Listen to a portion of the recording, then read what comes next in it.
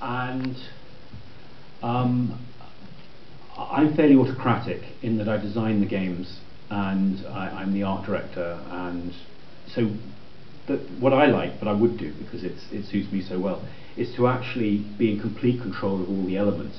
But then we work, with our last two games, we work, as I said, with Dave Gibbons, who, is an extraordinarily talented artist. We work with a musician, composer called Barrington Phelan, who wrote the music for Inspector Morse.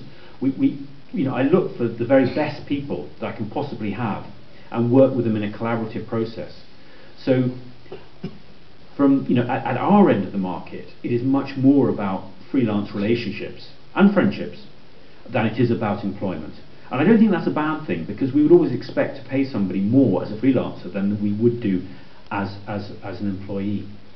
But the reason that we had no choice but to do this was because as a developer, you're developing original games, and the publisher quite reasonably expects the right to cancel that project at any time.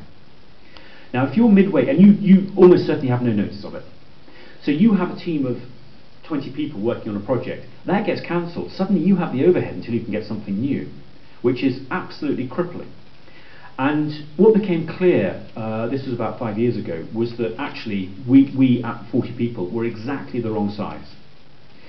You either had to go small, so you had the flexibility and a low overhead, or big, and then if you got big, then obviously if a project gets cancelled, then you can immediately reassign people, and it becomes right. So, a company like Sumo is I think 250 people now. They're protected against that sort of thing, and they can always do with more team members coming onto a team.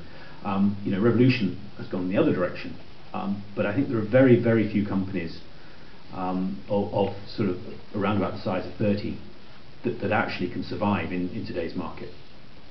Somebody's going to tell me I'm talking nonsense, I'm sure. But, good.